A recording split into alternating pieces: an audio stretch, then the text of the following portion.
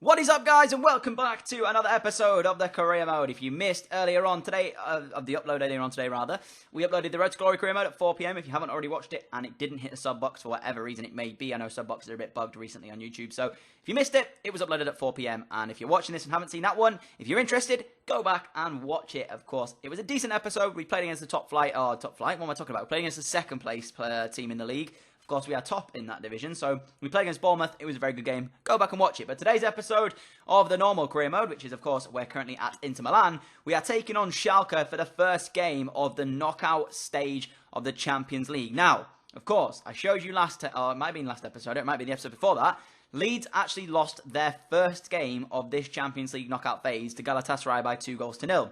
So potentially, the best team in Europe, in my opinion, could be out within the first knockout phase. So at this stage, I'm thinking if we can go for against Schalke here, there's not really many teams that I actually fear in this Champions League. I mean, we've beaten Bayern, of course, when we were at Leeds. We beat Roma the first time we won the Champions League. We beat Bayern twice, of course, in the Champions League final. You can see what the other results around the the other fixtures, basically, and how they finished in the first leg.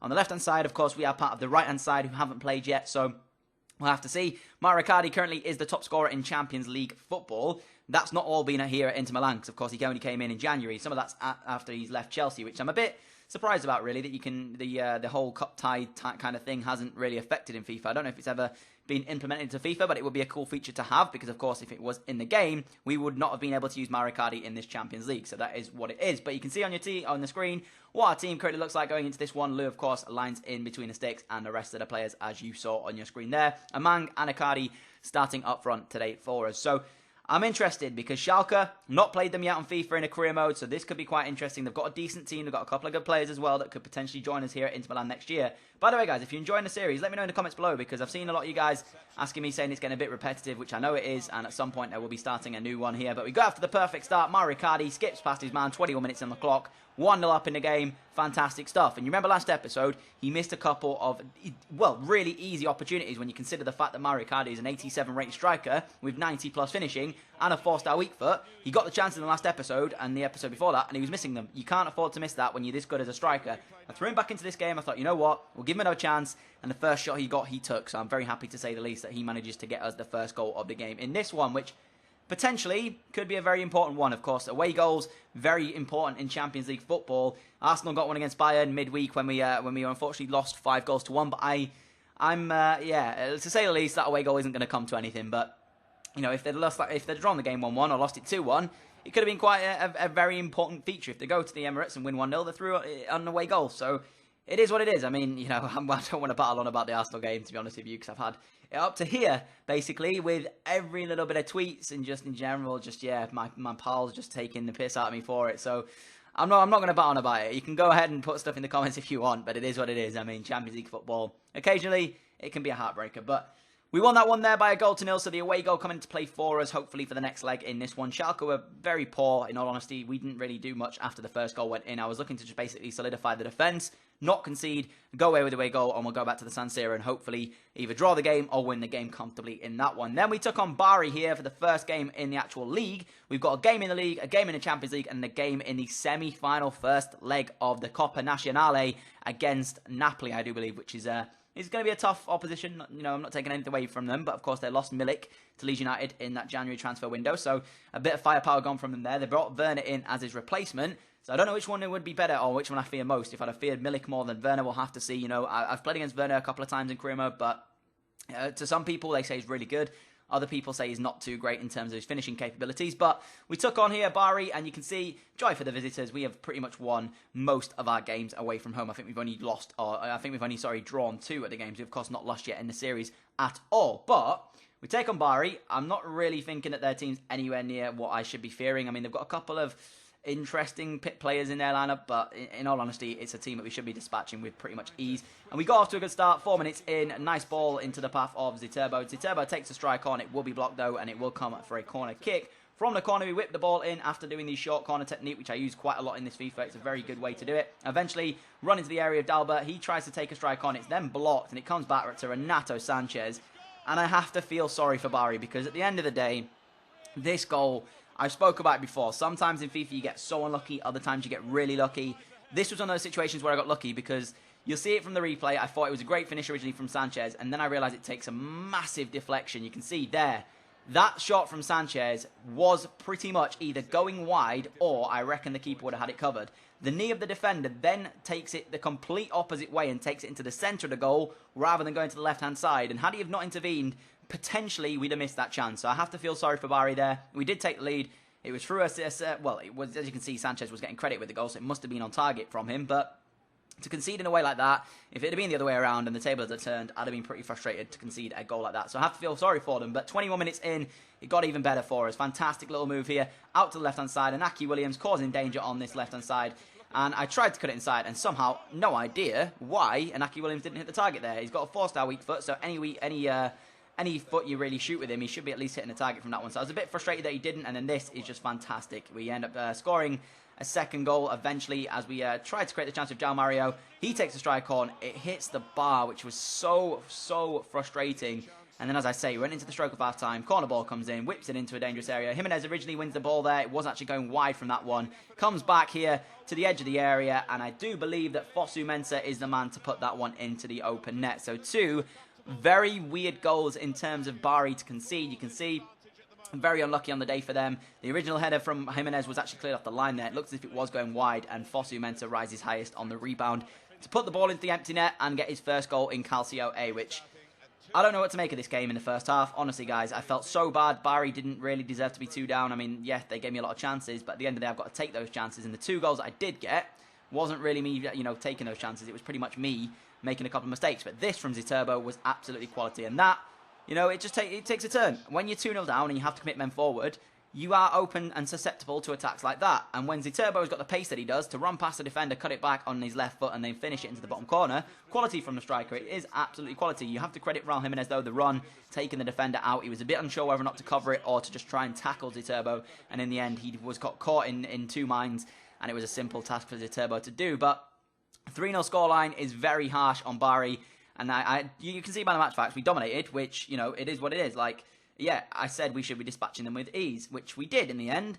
But the 3 goals we scored, I would say only one of them came from absolute quality by us. The other 2 were a lot of unluckiness involved on the side of Bari. So in terms of the goals we scored and the chances we created, I didn't feel as though the goals we actually scored were, in terms of, quality goals. We weren't part of it, put it that way. It was 2 mistakes, I guess, in the end, or 2 very unlucky plays from Bari. So 3-0 victory and a 3 points on the board in that one. As I say, that was the only league game we had of this episode here. We then had this vital game up against Napoli. I was looking forward to this one. Of course, I want to try and win every single trophy possible here at Inter Milan. So to be in a semi-final of the Coppa Nazionale in our first season, very good to see. So we came into this one. Good form so far, of course, dispatching of Bari by 3-0. And then, of course, the earlier part of the episode when we beat Schalke by 1-0.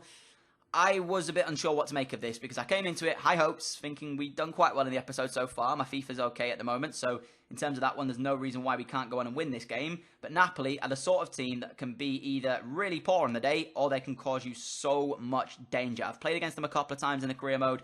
Or on career mode rather, and they've caused me danger in some games and then been extremely quiet for others. So it's a very hit and miss team I found that when I've played against them, they can either be really good or really bad. So you can see coming into this, Juventus beating Lazio in their game by 3-1 in the first leg there. So ultimately, it looks as if we get through this, get through this double leg, because it is a double leg in the semi-final, then potentially it could be an Inter Milan-Juventus final in the Coppa Nazionale, as much as it could be an Inter Milan versus Juventus final in the league as well. So both teams there trying to get themselves some silverware, and imagine the scenes if Inter Milan take both the league and the cup from them and absolutely just demolish the cheering club there. But we've got to get past Napoli first. That's the ultimate goal here in this episode. We can't be getting ahead of ourselves and thinking about the final just yet. They have a very good team, and of course, Insigne and Gabbiadini were on the bench for them. Werner there starting up front. I have no idea how and why Insigne and Gabbiadini were both on the bench, but they were. So 19 minutes in this one, though, we got initial chance here. Mauro Icardi getting through, eventually got past the defender there and takes the strike on, and I tried to do a low-driven shot and got it completely wrong and sent the ball blazing over the bar, which was shocking from me in the end. Goal kick, 33 minutes in, we win the header from this one. It comes down into the path of Brozovic. Brozovic, good little pass into Amang. Amang here, fantastic skill. You can see he gets in the area, cuts it back, eventually does a fake shot, gets past 2 men and takes them completely out of the game there. And eventually the keeper saves it. Comes back here to Mauro Icardi. Icardi holds onto it well and eventually does try and spin to take a strike on it. Comes into Brozovic. Brozovic does take the strike and it's a phenomenal save again from Lili between the sticks there. So Napoli having to endure some early pressure in this one in the first half, but they're doing it quite well as Lili made a couple of saves there. But on the stroke of half-time, you all know about EA aids and how important it can be. Great ball from Brozovic into Amang. Amang gets there ahead of Lili as he looked to try and come out and stop the ball from going in. Great ball back to Brozovic and a fantastic header on the end of it. So on the stroke of half-time, Inter Milan 1, Napoli 0. Amang and Brozovic linking up perfectly. Lili caught in two minds there. I thought the keeper should have come out for it in all honesty. Like when I saw him coming, if that was me and if I was in between the sticks there, I would have just continued. I'd have tried my hardest to get there. If you commit yourself, you may as well go through with it at the end of the day. He's committed himself, kind of got caught in no man's land, and then eventually gets himself back between the sticks, but not quick enough to stop the ball going in the back of the net from the Brozovic header. So we got ourselves a goal, stroke of half time. A bit of EA aids involved in that one, but I'll take it every day of the week, of course. And it means that now we can sort of just play the second half quite comfortably in a sense that we don't need that goal. Napoli will now have to try and sort of get themselves a goal if they want to really pressurize us for that second leg. I mean, we are at home, so maybe they'll just come out and just try and defend in this second half. But stroke of half-time, to get the lead, it's always a great time to score. You can see at the half-time whistle there, they had 0 shots. They didn't really come at me at all, but maybe the second half will be different. Straight from kickoff, though, I was wrong. A mistake made by the Napoli players. Eventually, we win the ball back here. You can see he tried to go on the left-hand side, and he just completely messed it up for him. Gave it into Donza. Donza now to Brozovic. Brozovic, after the first half, was absolute quality in that one, and he looks to improve in the second, and eventually we do create a chance from this one. Great little touch inside from Vincenzini, gives it off to Shop, and Shop says thank you very much. 2-0 up, stroke of half-time, we scored on the as soon as we came out for the second half, pretty much straight after that one. There's about, 4 minutes in between the goals here, so on either side of the half, of course, so there's, more than that, but the thing is, guys, they were caught sleeping. You cannot come out in the second half against a team like Inter Milan. The way we have been playing recently, we will punish you for it. And they were caught sleeping, and Shop makes sure that Lili can't reach it. Low-driven shot.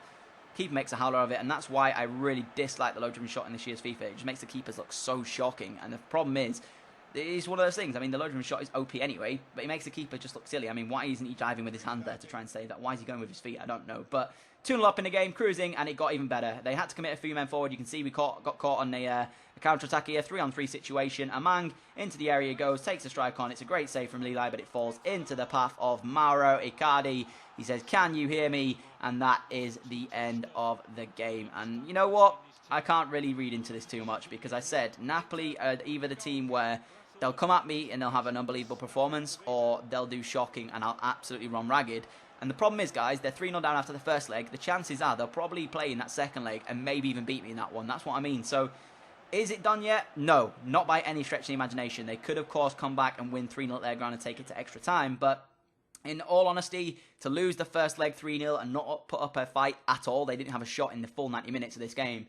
Or they had one and it was off target. It's shocking. Honestly, it is. So it looks as if the final will possibly be Juventus and ourselves in that one, but that'll still be to come in a future episode. If you've enjoyed this episode, guys, I'd appreciate if you could hit that like rating. As always, you guys are absolutely incredible for everything you do for the channel. Thank you all so much for watching this episode of the Career Mode, and I'll catch you all with another video tomorrow. Adios!